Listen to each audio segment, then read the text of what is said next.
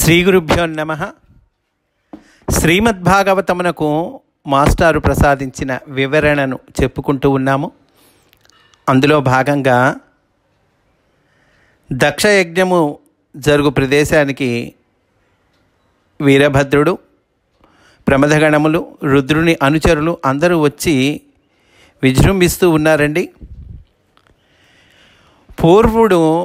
పూర్వడు దక్షుడు శివుని దూషించుచుండగా భగుడు హేళనగా కన్నుగీటెను. అంటే దక్షుడు శివనింద చేస్తున్నప్పుడు కొంతమంది పిచ్చి వేషాలు వేశారండి. అందువల్ల వాళ్ళకి ఇప్పుడు పనిష్మెంటు లభిస్తూ ఉన్నది.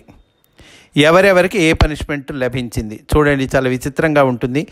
ఎవరైతే కన్నుతో హేళన చేశాడో వాడికి కంటికి సంబంధించిన శిక్ష విధించటం జరుగుతుంది.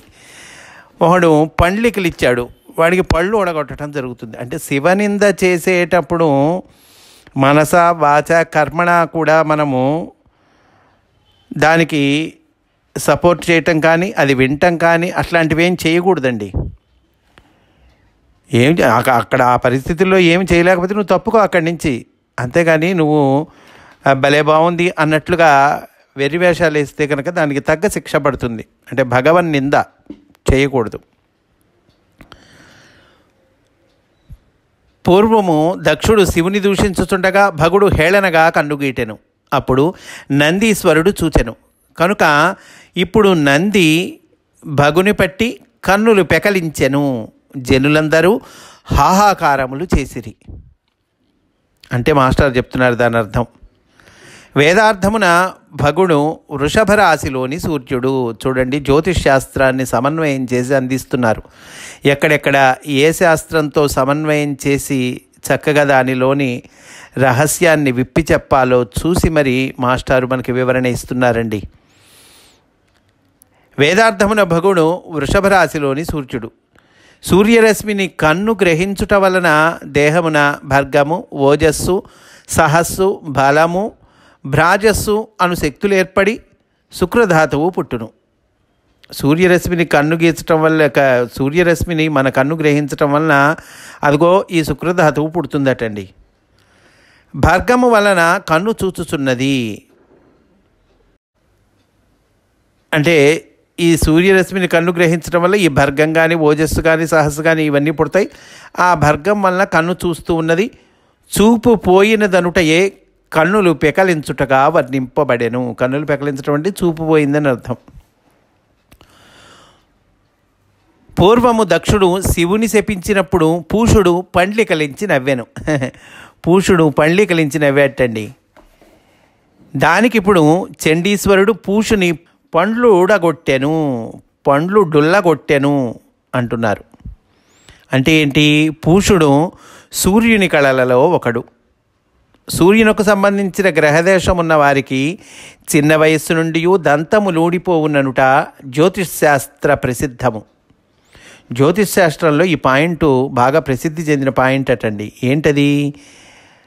సూర్యునకు సంబంధించిన గ్రహదోషం ఉన్న వాళ్ళకి చిన్న వయస్సు నుండి దంతాలు ఊడిపోతాయిట.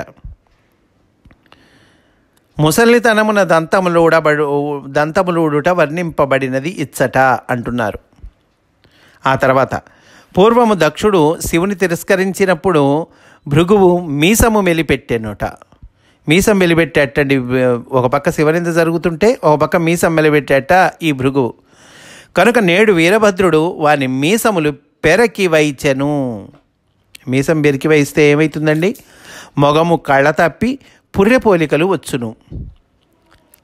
ఆ తర్వాత వీరభద్రుడు దర్పముతో చెలరేగి దక్షుని వక్షస్థలము తన్ని వాడి అయిన పెద్ద కత్తి పట్టుకొని దేహమున పొడిచి తూట్లు చేసెను. కానీ మంత్రశక్తితో కూడి మహిమాన్వితములైన శస్త్రములతో చేయబడిన దక్షుని చర్మమును గాయపరుపలేకపోయెను. అతడు ఆశ్చర్యపడి దక్షుని చంపునట్టి ఉపాయము మనస్సున విమర్శించుకొని గొంతు పిసికినచో చచ్చునని నిర్ణయించుకొనెను. అట్లు పట్టుకొని దక్షుని శిరస్సు ఖండించి పట్టరాని కోపముతో దక్షిణాగ్నియందు హోమము చేసెను. వీరభద్రుని అనుచరులు హర్షధ్వానము చేసిరి. అంటే ఆ హోమగుండంలో పడేశాడండి దక్షుని శిరస్సును తీసుకుపోయి. శిరస్సు ఖండించి పట్టరాని కోపముతో దక్షిణాగ్నియందు హోమము చేసెను. వీరభద్రుని అనుచరులు హర్షధ్వానములు చేసిరి. బ్రాహ్మణులు ఆత్మలయందు మిక్కిలి దుఃఖము పొందిరి. వీళ్ళందరూ ఈ దక్షుడి బ్యాచ్ అంతా బ్రాహ్మణులండి. వాళ్ళు మిక్కిలి దుఃఖం పొందారట. మాస్టర్ చెప్తున్నారు ఇక్కడ, కంఠ నిష్పీడన గతి అనగా గొంతు నిలుముట అనియు, దేహమునందున్న ప్రాణ చైతన్యాది గతులన్నీయు కంఠమున నొక్కి ఉంచబడినవి అనియు అర్థము. కంఠ చైతన్య గతి అంటే కనుక కంఠ నిష్పీడన గతి అంటే గొంతు నిలబడమండి. ఈ దేహంలో ఉన్నటువంటి ప్రాణ చైతన్యాది గతులన్నీ కూడా ఎక్కడ నొక్కి ఉంచబడతాయి? కంఠంలో నొక్కి ఉంచబడతాయి అని అర్థము. జీవికి చర్మముపై ఎట్టి గాయములు చేసినను, తుదకు ఒక అవయవమును తొలగించినను కూడా చావకుండా వచ్చును. అంతే కదండి, చర్మానికి ఎన్ని గాయాలైనా కూడా మళ్ళీ మనం ఏదో రాసుకొని బ్యాండేజ్లు వేసుకొని ఏదో మనం బతికి బట్ట కడతాం. అయితే ఒక అవయవాన్ని తొలగించినా కూడా చావకుండా ఉండవచ్చు. కానీ కంఠము బిగించినను ఖండించినను మృత్యువు తప్పదు. కంఠము బిగించారంటే మృత్యువు తప్పదండి. దేహం అంతా గాయాలైనా కూడా బతకచ్చు. వీరభద్రుడు దక్షుని కంఠము ఖండించుట వలన జీవమునకు మరణవేళ బ్రహ్మశక్తులను పశుశక్తులను వేరుగా విడిపోవును. దానితో మరణము కలుగును. సంసార జీవులు చనిపోవు విధానము ఇట్లుండును. సంసార జీవులు చచ్చిపోయేటువంటి విధానం ఇక్కడ చెప్పారండి మనకి ఈ కథలో. ఏంటది? దక్షుని కంఠము ఆ మెడ ఖండించటం వల్ల జీవమునకు మరణవేళ బ్రహ్మశక్తులు పశుశక్తులు వేరుగా విడిపోతాయి. దానితో మరణం వస్తుంది. ప్రజ్ఞల నుండి ప్రవృత్తులు తెగిపోయిన తరువాత చనిపోదురు. ప్రజ్ఞలు ప్రవృత్తులు రెండండి. ఈ ప్రజ్ఞల నుండి ప్రవృత్తులు తెగిపోయిన తర్వాత చనిపోతారు. చనిపోవటం ముందుగా తెలివి తప్పును. అట్టి జీవితములే ఈశ్వర భక్తి లేని దక్షయజ్ఞములు.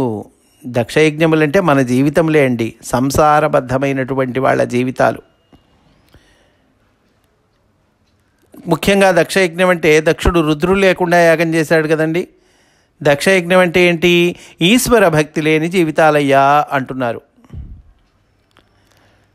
ముక్తజీవులు అట్లుగాక ప్రజ్ఞతో దేహము విడుతురు కనుక కంఠము దగ్గర విడిపోవుట ఉండదు. ఇట్లు వీరభద్రుడు దక్షుని యజ్ఞము ధ్వంసమును చేసి తన నివాసమైన కైలాసమునకు పోయెను. వీరభద్రుడు మళ్ళీ ఆ దక్షయజ్ఞం ధ్వంసం తర్వాత కైలాసానికి వెళ్ళిపోయాడండి.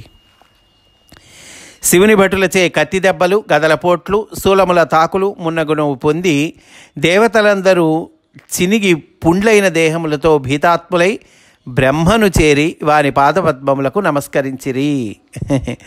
దేవతలందరూ మళ్ళీ బ్రహ్మగారి దగ్గరికి వెళ్ళి మొరబెట్టుకున్నారండి.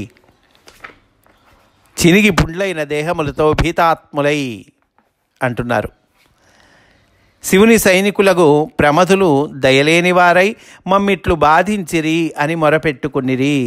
బ్రహ్మగారి దగ్గరికి వెళ్ళి ఏం చెప్పారు? అయ్యా, శివుడి సైనికులు చూడండి, దయలేదు వాళ్ళకి, మమ్మల్ని ఈ రకంగా బాధించారు అని మొరపెట్టుకున్నారు. ఈ వృత్తాంతమంతయును తమ మనస్సులలో ముందే ఎరిగి ఉండుట వలన విశ్వాత్మకుడైన నారాయణుడు బ్రహ్మయు దక్షుని యజ్ఞమునకు పోలేదు. వాళ్ళకి ముందే తెలుసు ఇట్లా జరుగుతుందని. అందువల్ల నారాయణుడు బ్రహ్మ, విష్ణుమూర్తి బ్రహ్మ వీళ్ళిద్దరు మటుకు వెళ్ళలేటండి, దక్షుని యజ్ఞమునకు పోలేదు. దీనికి మాస్టర్ చెప్తూ ఉన్నారు, మృత్యు సమయమునందు బ్రహ్మలోకము నారాయణలోకము చెక్కు చెదరకుండునని అర్థము. బ్రహ్మగారు నారాయణుడు వెళ్ళలేదంటే మృత్యు సమయంలో బ్రహ్మలోకము నారాయణలోకము చెక్కు చెదరకుండు అని అర్థము. మిగిలిన దేవతలందరూ దేహమున భాగములై ఇంద్రియాదుల రూపమున బాధలను అనుభవింతురు. సత్యలోక ప్రజ్ఞయు విష్ణులోక ప్రజ్ఞయు గల యోగిజనులను మోక్షజనులను తమ ప్రజ్ఞయందు మృత్యుభయము పొందరని అర్థము. సంసార జీవులు సామాన్య జీవులైతే ఆ మృత్యుభయం పొందుతారు, కానీ అదిగోయ్యా యోగి జనులు మోక్షజనులు తమ ప్రజ్ఞయందు మృత్యుభయము పొందరు అని అర్థము. వీళ్ళకి ఎందుకని మృత్యుభయం పొందరండి అంటే కనుక సత్యలోక ప్రజ్ఞయు విష్ణులోక ప్రజ్ఞయు కలిగినటువంటి వాళ్ళయ్యా. దేవతలు మొరపెట్టుకొనగా బ్రహ్మ ఇట్లనెను, మహాతేజోవంతుడైనటువంటి వాడు శివుడు అట్టి దైవమూర్తుల యందు తప్పు కనిపించినను ప్రతీకారము తలపెట్టరాదు. కాదని దక్షుని వలె ప్రతీకారము చేసినచో లోకములకు క్షేమము కలుగునా? బ్రహ్మగారు అన్నారట, అయ్యా ఏమిటయ్యా శివుణ్ణి మీరు చేసేది, శివుని మీద మీరు ఫైటింగ్ చేసేది తప్పు కదూ అని బ్రహ్మగారు చెప్తున్నారండి. క్రతుభావగములకు అర్హుడైన పశుపతిని దూరము చేసి వానికి యజ్ఞభాగము లేకుండా చేసి యజ్ఞమున పాల్గొనిన మీరందరూ దోషమతులు, దుష్టులు అంటున్నారండి బ్రహ్మగారు. వాళ్ళనే అరుస్తున్నాడు బ్రహ్మగారు. ఎవడు కనుబొమ్మ ముడిచిన లోకములను లోకపాలకులను నశింతురో అట్టి పరమేశ్వరుడు దూషణ భూషణ వాక్యములనబడు అస్త్రములచే మనస్సున బాధ పెట్టబడెను. భార్యను పోగొట్టుకొనెను. సతీదేవి దేహాన్ని విడిచింది కదండి, అందువల్ల భార్యను పోగొట్టుకున్నాడయ్యా రుద్రుడు. అట్టి మహాత్ముని మరలా చేరి పరిశుద్ధ హృదయము కలవారై భక్తితో నిష్ఠతో వాని పాదములు పట్టుకొనుడు. అయ్యా వెళ్ళి ఆయన్నే ప్రార్థించండి, ఆయన పాదాల మీద పడండి అని బ్రహ్మగారు దేవతలకి చెప్తూ ఉన్నాడు. వాని శరణు పొందుడు, అతడు ప్రసన్నుడైనచో మీ కోరికలు సిద్ధించును. ఇక్కడ మాస్టారు ఇక్కడ వివరణ ఇస్తున్నారండి. అసలు చాలా ఇంపార్టెంట్ అండి ఇక్కడ మాస్టర్ ఇస్తున్నటువంటి వివరణ. టోటల్ భాగవతము కూర్పు ఎలా ఉన్నది అనేటువంటి దాని మీద మాస్టర్ చెప్పుకుంటూ వస్తున్నారండి. భగవంతుడు స్మరింపబడని సంసార జీవుల సృష్టిలో జీవితములు నిందావాక్యములచే నిండును. భగవంతుడు స్మరింపబడాలండి, ఎప్పుడు నిరంతరం భగవత్ స్మరణ చేసుకోవాలి. అలా కాకుండా భగవంతుడు స్మరింపబడని సంసార జీవులు ఏదో ఉద్యోగం చేసుకుంటున్నాం, పొట్ట పోషించుకుంటున్నాం, ఇంద్రియ సుఖాలు అనుభవిస్తున్నాం. సంసార జీవులు వాళ్ళ సృష్టిలో జీవితములు ఎలా ఉంటాయి? నిందావాక్యములచే నిండును. ఒకళ్ళొకళ్ళు దూషించుకోవటం మిగులుతుంది. మనస్సులు బాధపడుచుండును. అంతే కదండి, వాడు దూషించాడని వీడు దూషించాడు వాడు మనసులు బాధ పెట్టుకుంటూ ఉంటారు. ఎవరికి? భగవత్ స్మరణ లేని వాళ్ళకి. అంతర్యామిగా దైవముండును కనుక ఒకరినొకరు నిందించుకొనుట దైవ దూషణ అగును. ఒకళ్ళని ఇంకోళ్ళు దూషిస్తున్నారంటే వాళ్ళలో ఉన్న భగవంతుడిని మనం దూషిస్తున్నట్టే అది దైవ దూషణ అవుతుంది. అట్టి వారిలో గల ప్రాణశక్తికిని దైవ ప్రజ్ఞకును సంబంధము లేకుండా అహంకారము అడ్డుపడును. ప్రాణశక్తికిని దైవ ప్రజ్ఞకు, ప్రాణశక్తి అంటే సతీదేవి, దైవ ప్రజ్ఞ అంటే పరమశివుడు చెప్పుకున్నాం మనం. అలాంటి వాళ్ళలో గల ప్రాణశక్తికిని దైవ ప్రజ్ఞకును సంబంధం లేకుండా అహంకారం అడ్డుపడుతుంది కనుక దేవుడు శక్తితో వియోగమందును. అట్టి జన్మలతో యజ్ఞము అపరిపూర్ణమై ధ్వంసమగును. అలాంటి జన్మలు ఎలా ఉంటాయ్యా? భగవత్ స్మరణ లేని సంసారబద్ధమైనటువంటి జీవుల జన్మలు అని అంటే కనుక అదిగో దక్షయజ్ఞం జరిగింది కదండి, ధ్వంసమైంది కదండి, అలానే ఉంటాయి. అట్టి జన్మలతో యజ్ఞము అపరిపూర్ణమై ధ్వంసమగును. అట్టివారు పరమేశ్వరుని పాదములు ఆశ్రయించి భక్తినిష్టలు అలవర్చుకొన్నచో అతడు అనుగ్రహించి సక్రమముగా జీవుల సృష్టిని యజ్ఞార్థము చేయును. అదండి. ఏమయ్యా మరి మార్గం ఏంటి? సంసారబద్ధమైనటువంటి జీవులు, భగవత్ స్మరణ జీవులు లేని జీవులు వాళ్ళ జీవితము ఇదిగో ఇట్లా యజ్ఞం కనుక ధ్వంసమైనట్టుగానే ఉంటాయి అంటున్నావు కదా, మరి మార్గం ఏమిటి అని అంటే కనుక యజ్ఞము అపరిపూర్ణమై ధ్వంసమగును. అలాంటి వాళ్ళు పరమేశ్వరుని పాదములు ఆశ్రయించి, భగవంతుడి పాదాలు ఆశ్రయించాలయ్యా, పరమేశ్వరుడి పాదాలు ఆశ్రయించాలి, అదయ్యా మార్గము అంటున్నారు. ఆశ్రయించి భక్తి నిష్టలను అలవరుచుకొన్నచో, భక్తి నిష్ట అంటే నియమం అండి, రూలు, చక్కగా డిసిప్లిను. భక్తి నిష్ట వాటిల్లో అలవరుచుకోవాలి. అప్పుడు భగవంతుడు అనుగ్రహించి సక్రమంగా జీవుల సృష్టిని యజ్ఞార్థం చేస్తాడు. యజ్ఞార్థం అంటే చక్కగా ఒక ప్రయోజకత్వాన్ని సాధించి పెడతాడు భగవంతుడు. మన జీవితానికి ఆయన ప్రయోజకత్వాన్ని సాధించి పెడతాడు. యజ్ఞార్థం అంటే, యజ్ఞం అంటే చెప్పుకున్నాం కదా, 10 మందికి పనికొచ్చే మంచి పని, సింపుల్గా చెప్పుకుంటే చక్కగా మనకి మన దానికి ఒక ఫలవంతము అర్థవంతము ఏర్పడుతుంది మన జీవితానికి. అదండి సొల్యూషన్ ఏంటండి? పరమేశ్వరుని పాదములు ఆశ్రయించుట, భక్తి నిష్టలను అలవరుచుకొనుట. మాస్టర్ చెప్తున్నారండి. ఇంకా అసలు ఓవరాల్గా ఈ భాగవతం యొక్క నిర్మాణం గురించి చెప్పారండి. చాలా చక్కగా చెప్పారు. కపిలాచార్యుడు దేవహూతికి తెలిపిన సంసారబద్ధుల మరణము, నరకము యొక్క వర్ణనలు దక్షయజ్ఞ కథకు పూర్వరంగములు. కపిలాచార్యుడు చెప్పినటువంటి దేవహూతికి మనం ముందు చెప్పుకున్నాం కదండి, కపిల దేవహూతి సంవాదం చెప్పుకున్నాం, మనం 7వ వాల్యూమ్ అంతా చెప్పుకున్నాం. అందువల్ల ఈ కపిలాచార్యుడు దేవహూతికి తెలిపిన సంసారబద్ధుల మరణము, నరకం యొక్క వర్ణనలు అన్నీ అందులో వచ్చినాయి మనకి. ఇది దక్షయజ్ఞ కథకు పూర్వరంగము. ఎందుకంటే ముందు కపిల దేవహూతి సంవాదం చెప్పబడింది భాగవతంలో, ఆ తర్వాత దక్షయజ్ఞ కథ చెప్పబడింది. కనుక దక్షయజ్ఞ కథకు అది పూర్వరంగము. మృత్యువు, నరకము జీవునిచే సంసారమున ఎట్లు అనుభవింపబడునో కపిలుడు వర్ణించెను. కపిలుడు వర్ణించాడు. మృత్యువు అంటే ఏంటి, నరకం అంటే ఏంటి, అందులో ఏమేం కష్టాలు ఉంటాయి, జీవునిచే సంసారమున ఎట్లా అనుభవింపబడతాయి ఆ నరక బాధలు, అవన్నీ కపిలుడు వర్ణించాడు. అందు బ్రహ్మ సృష్టిలోని దేవతలు ఎట్లు పనిచేయుదురో దక్షయజ్ఞ కథ తెలుపుచున్నది. అయితే బ్రహ్మ సృష్టిలోని దేవతలు ఎలా పనిచేస్తారు అది దక్షయజ్ఞ కథ తెలుపుతూ ఉన్నదండి. ద్వితీయ తృతీయ స్కందముల యందు సమస్త సృష్టి క్రమము, సృష్టి యందలి విభాగములను, వాని అధిదేవతలను పరిగణము, వర్గీకరణము చేయబడిరి. ఆ సృష్టి యందు ఆ దేవతలు ఏ విధముగా పనిచేయుదురో తెలుపునట్టి ఉపాఖ్యానములే తరువాత కథలైన దక్షుని కథ, ప్రాచీన బర్హి కథ. దక్షుని కథ, ప్రాచీన బర్హి కథ ఇవన్నీ వస్తాయండి. ఏ విధంగా పనిచేస్తున్నారు దేవతలు తెలిపేటువంటి ఉపాఖ్యానాలు ఇవన్నీ కూడా. దక్షుని కథ కానీ, ప్రాచీన బర్హి కథ కానీ, దేవతలు ఏ రకంగా పనిచేస్తున్నారయ్యా ఈ సృష్టిలో అనేటువంటివి తెలిపేటువంటి ఉపాఖ్యానాలండి. అటుపైన ఈ దేవతల సృష్టికి సార్థక్యముగా నరదేహముల యందు దైవము లీలార్థమై దిగివచ్చు కథలే స్టెప్స్ అండి. ఇక్కడ చూడండి కథాభాగము ఎట్లా కూర్పు చేయబడిందో.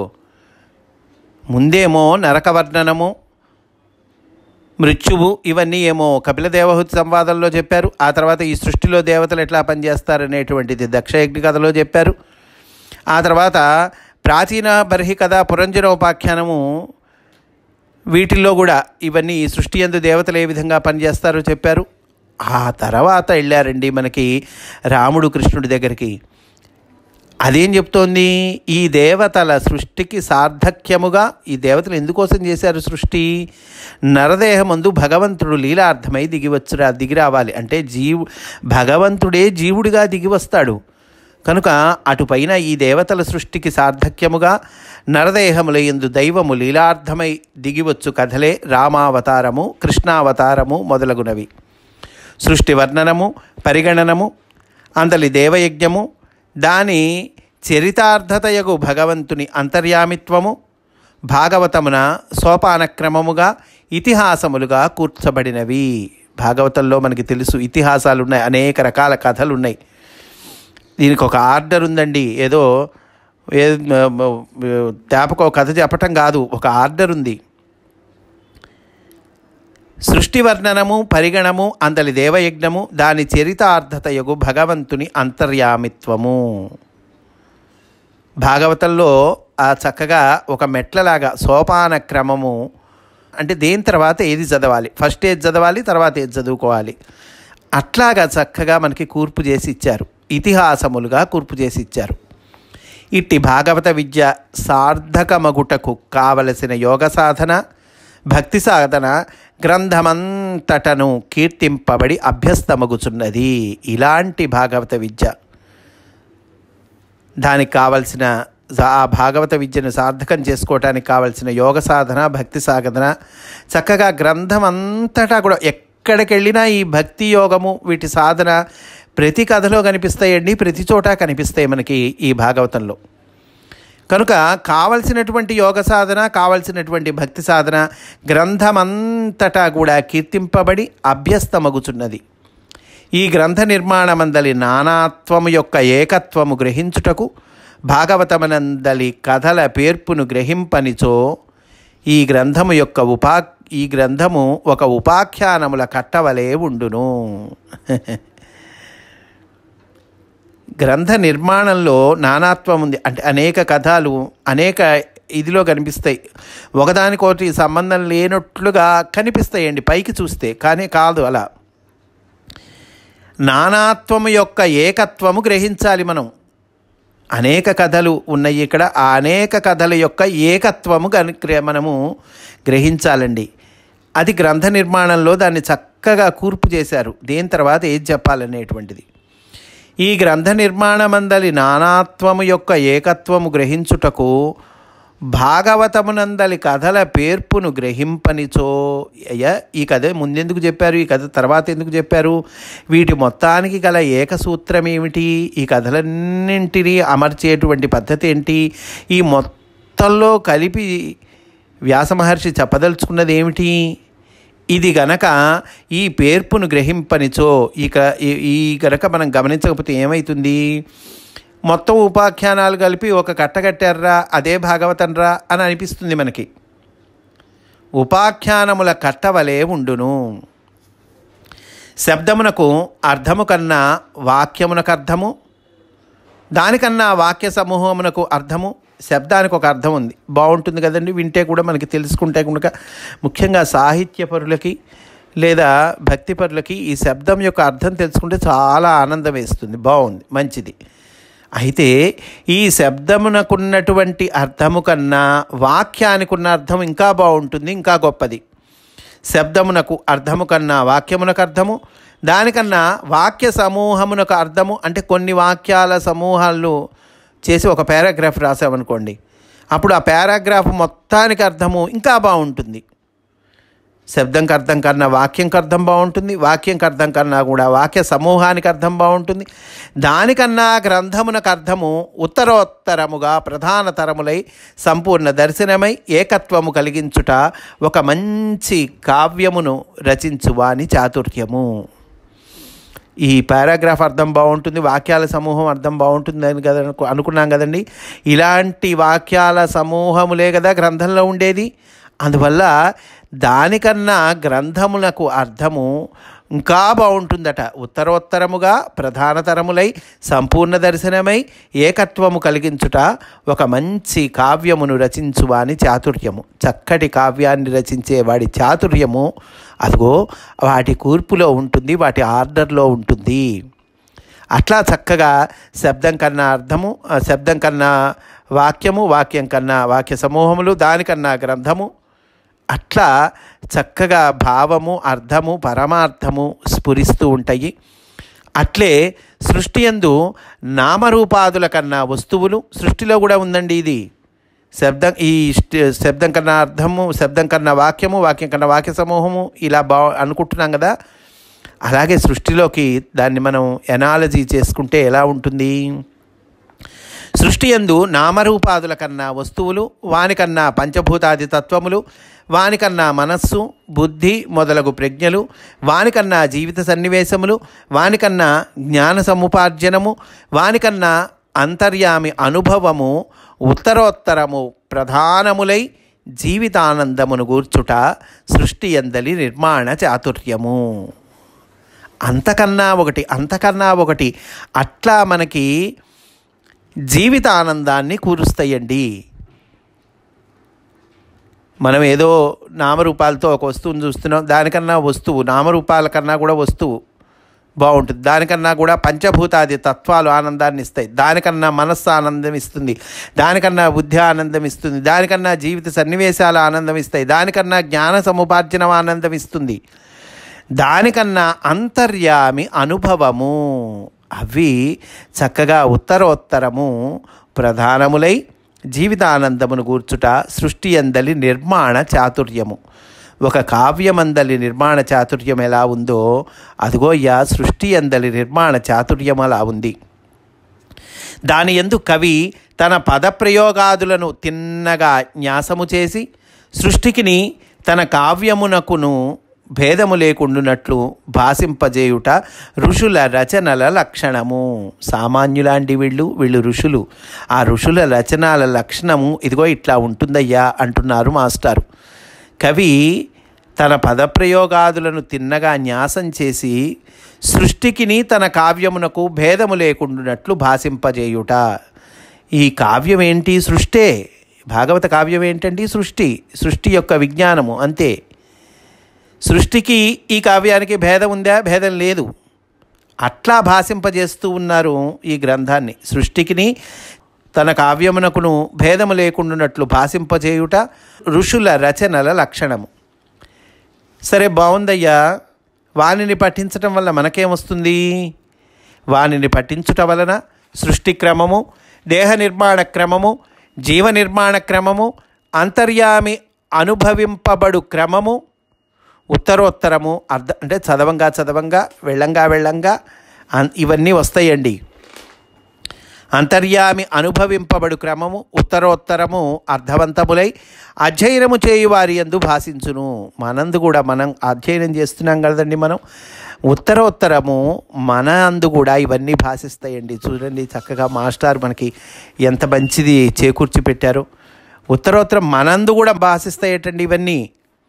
అందు పంచభూతాది తత్వములు, వాని వలన ఏర్పడు జనన మరణ స్వర్గ నరకాది లక్షణములు, వానిని పాత్రలై అనుభవించు జీవుల పరిణామము, వానియందు పాత్రలై వర్తించు దేవతల ఋషుల ఉపాఖ్యానములు, వానిని ఉపాధులుగా గొని దిగివచ్చు అవతారముల వైభవములు, ఉత్తరోత్తరము ప్రధానములై వంటబట్టును.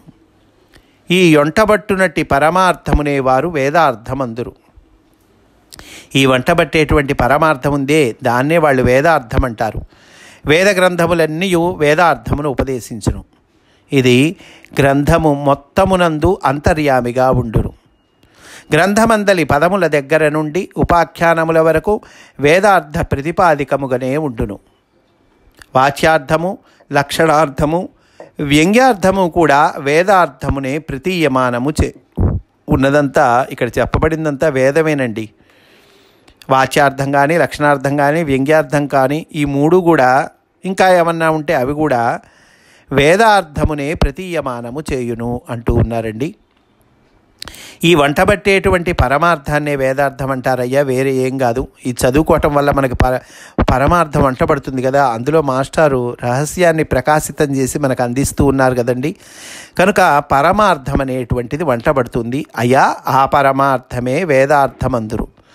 వేద గ్రంథములన్నీ వేదార్థమును ఉపదేశించును. ఇది గ్రంథము మొత్తమునందు అంతర్యామిగా ఉండును. అట్లాగే భాగవతంలో అనేక ఉపాఖ్యానాలు ఉన్నాయి.